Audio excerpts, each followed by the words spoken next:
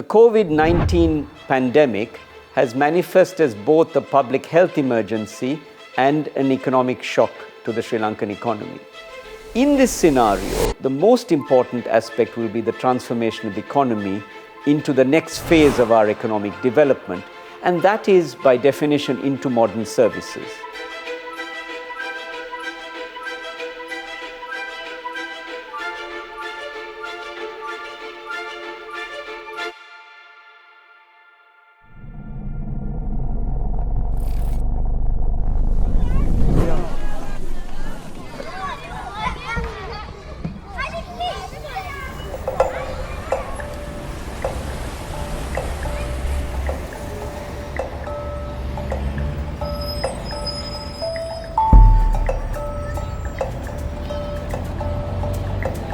Sri Lanka historically has had variable rankings on the World Bank's Doing Business Index.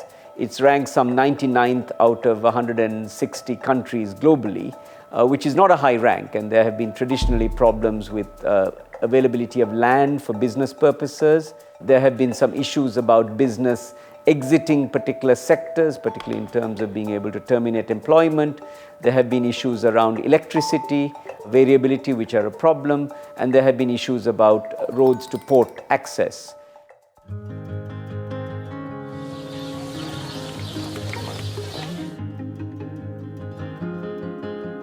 Port City project is a 25-year project. It's essentially for the next generation. We are closely engaging with the government to implement the software that is required, business-friendly laws and regulations. So the Port City is going to be the first special economic zone for services in Sri Lanka.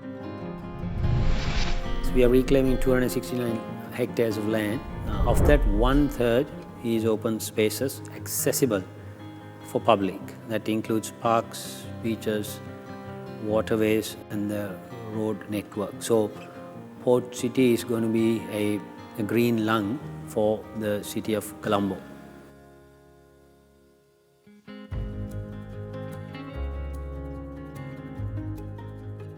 Port City requested us to analyze how this project is going to impact the Sri Lankan economy. We started with initially looking at various sectors or various industries that is going to be there in the Port City. 5 variables that we took into account were, number 1, employment, number 2, the value addition to the economy, foreign direct investment, balance of payment, as well as the impact for the government tax revenue. The employment opportunities are created in all stages of the Port City, which includes land reclamation, which has already got completed, the construction stage, as well as the operation stage. And also, local companies can use Port City as a platform to go global.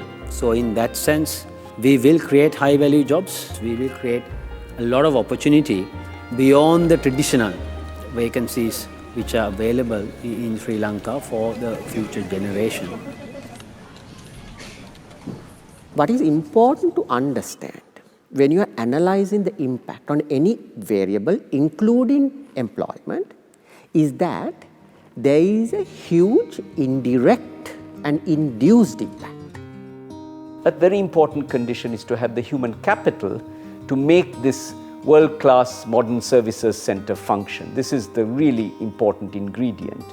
And for that you need 2 things. One is that we need to have scientists, engineers, IT people, financiers, etc., coming from the Sri Lankan system into this special economic zone to work there.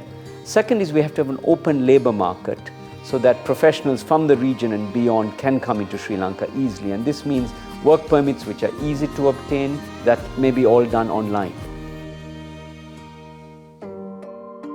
You need to have market access to your neighboring and distant countries. And inevitably this means looking at trade agreements. High net worth individuals and local business leaders, we want them to be aware of the project and be promoting this project. So the India-Sri Lanka Free Trade Agreement, upgrading that is very important.